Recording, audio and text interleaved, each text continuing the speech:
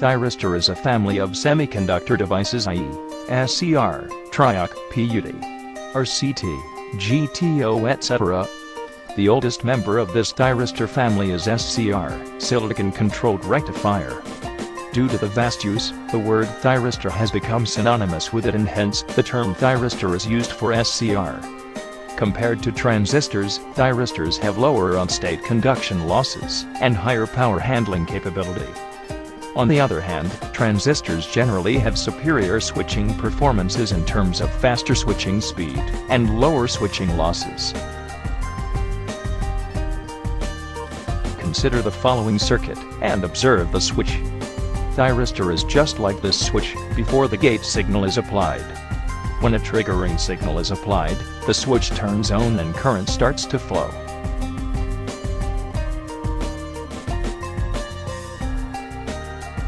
An SCR is represented by the following symbol. It has anode and cathode terminals, like diode, with an additional terminal known as gate. Gate is the control terminal, and triggering signals are applied at it. On the right, the VI characteristics of a thyristor is shown, clarifying that SCR conducts in first quadrant only. When a gate signal is applied, an SCR is made sufficiently forward biased to cross holding current limit. It starts to conduct. Once in conduction state, it continues to conduct even if the gate signal is removed. Special techniques are employed for turning it off, known as commutation.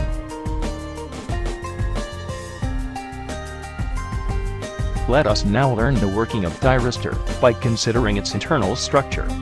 Thyristor is actually a 4-layered p-n junction device with 2 p and 2 n portions. Without the application of any voltage, it has 3 diffusion regions. Now, if we apply positive at anode with respect to cathode, the junctions J1 and J3 become forward biased, while making junction J2 reverse biased. It will remain in this state until a positive signal is applied at the gate terminal. So, when a positive signal is applied at gate, the junction J2 turns to forward biased state, and current starts to flow. On removal of gate signal, the current continues to flow as charge is drifted from anode to cathode. If we observe the internal structure of thyristor closely, it will be revealed that it is actually made up of a PNP and an NPN transistor, such that the collector of first is connected to the base of second. Gate is connected to the base of NPN transistor. On application of signal, the NPN transistor conducts, sending a signal to the base of PNP transistor, which in turn conducts and send another signal to base of NPN transistor. Hence, the process continues. Rectification is the conversion of AC to DC. Here is the model of uncontrolled full-wave rectification. When node A is positive with respect to node B, the diodes D1 and D3 conduct. The direction of current in load is downwards. During the negative half cycle of AC, the node A becomes negative with respect to node B. The diodes D2 and D4 now conduct. The direction of current in load is again downwards. Hence, in both cycles, the direction of current in load remains same. Controlled rectification is the basic principle of DC drives, for which thyristors are used. In the bridge configuration, a same pulse is applied on 2 thyristors per half cycle of AC. The control angle of pulses determine the amount of power transferred. Firing angle is monitored using a separate scheme like PWM. According to the following diagram, when node A is positive with respect to node B, the thyristors D1 and D3 will have forward bias condition, but they will not conduct till any gate pulse. So, when D1 and D3 are fired together, current flows through the circuit. Similarly, in the negative half cycle of AC, the thyristors D2 and D4 are fired at the same time, which results in conduction. The resultant output is unidirectional, but with fluctuations. You can clearly observe the dependence of output voltage on the firing pulses of thyristors.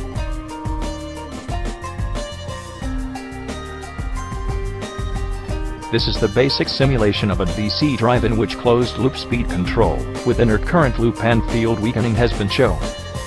Let us analyze this diagram. The DC motor is coupled to a Techo generator, whose output is fed to a filter to reduce harmonics in the current, and convert this current to actual equivalent speed. This speed is compared to desired speed. The difference is then passed through speed controller and current limiter, which convert that difference to equivalent current, and then generate a value of reference current, respectively. On the other hand, the actual current that is being fed to the motor is measured, filtered to remove any harmonics, and then compared to the generated value of reference current.